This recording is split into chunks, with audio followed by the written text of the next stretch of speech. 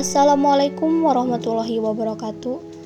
Kembali lagi bersama saya, Dinda Darmayanti. Kali ini saya akan menceritakan tentang kisah Sultan Muhammad Al-Fatih, sang penakluk Konstantinopel. Sultan Mehmed II atau juga dikenal Sultan Muhammad Al-Fatih 30 Maret 1432 sampai 3 Mei 1481. Beliau adalah sultan yang memerintah dinasti Turki Utsmani. Muhammad Al-Fatih dilahirkan di Edirne pada 30 Maret 1423 Masehi, yang mana pada waktu itu Edirne adalah pusat kota pemerintahan dinasti Turki Utsmani. Beliau adalah putra dari Sultan Murad II.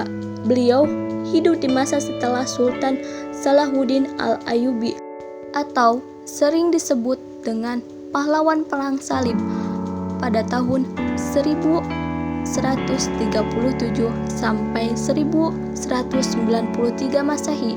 Sultan Muhammad Al-Fatih sudah diangkat menjadi sultan ketika usianya baru menginjak 12 tahun. Mendapat julukan Al-Fatih atau sang penakluk karena telah berhasil menaklukkan Konstantinopel dan dilakukan pada saat usianya masih 21 tahun. Sultan Muhammad Al-Fatih mempunyai kepakaran dalam bidang ketentaraan, sains, matematika, dan menguasai 6 bahasa. Luar biasanya, keberadaan Muhammad Al-Fatih ini pun telah diprediksi oleh Rasulullah SAW dalam sabdanya, "Kota Konstantinopel akan jatuh ke tangan Islam. Pemimpin yang menaklukkan adalah sebaik-baiknya pemimpin, dan pasukan yang berada di bawah komandannya adalah sebaik-baiknya pasukan." Hadis riwayat Ahmad bin Hanbal Al-Musnad 4 atau 335.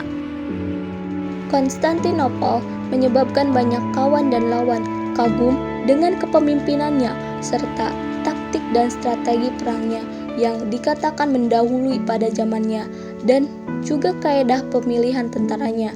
Ia merupakan anak didik Syekh Syamsuddin yang masih merupakan keturunan Abu Bakar As-Siddiq.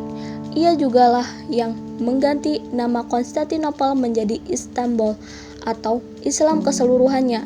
Kini, nama tersebut telah diganti oleh Mustafa Kemal Atatürk menjadi Istanbul. Untuk memperingati jasanya, Masjid Al-Fatih telah dibangun di sebelah makamnya. Dilansir dari kisah muslim.com, Muhammad Al-Fatih adalah salah seorang raja atau sultan kerajaan Utsmani yang paling terkenal.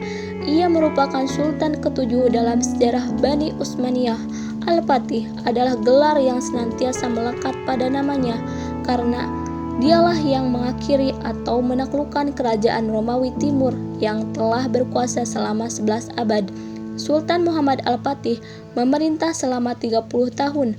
Selain menaklukkan Bizantium, ia juga berhasil menaklukkan wilayah-wilayah di Asia, menyatukan kerajaan-kerajaan Anatolia dan wilayah-wilayah Eropa, dan termasuk jasanya yang paling penting adalah berhasil mengadaptasi manajemen kerajaan Bizantium yang telah matang ke dalam kerajaan Utsmani.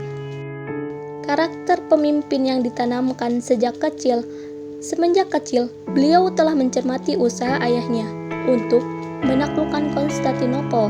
Bahkan, beliau telah mengkaji usaha yang pernah dibuat sepanjang sejarah Islam untuk menaklukkan Konstantinopel, sehingga menimbulkan keinginan yang kuat bagi meneruskan cita-cita umat Islam.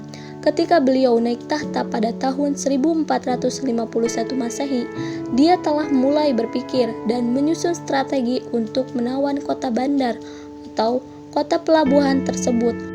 Kekuatan Sultan Muhammad Al-Fatih terletak pada ketinggian pribadinya.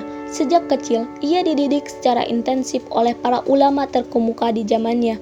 Di zaman ayahnya, yaitu Sultan Murad II, Sultan Murad II telah menghantar beberapa orang ulama untuk mengajar anaknya, yaitu Sultan Muhammad Al-Fatih. Tetapi, oleh Sultan Muhammad Al-Fatih menolaknya.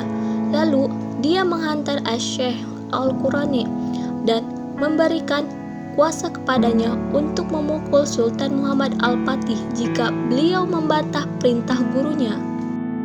Menjadi penguasa Utsmani, Sultan Muhammad II diangkat menjadi Khalifah Utsmaniyah pada tanggal 5 Muharram 855 Hijriah bersamaan dengan 7 Februari 1451 Masehi. Program besar yang langsung ia canangkan ketika menjabat sebagai Khalifah adalah menaklukkan Konstantinopel.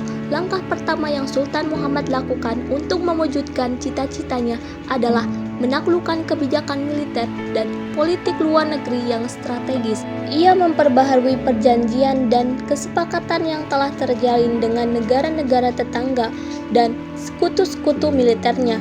Pengaturan ulang perjanjian tersebut bertujuan menghilangkan pengaruh kerajaan Byzantium Romawi di wilayah-wilayah tetangga Utsmaniyah, baik secara politis maupun militer. Terima kasih sudah menonton video ini. Jangan lupa like, comment, dan subscribe.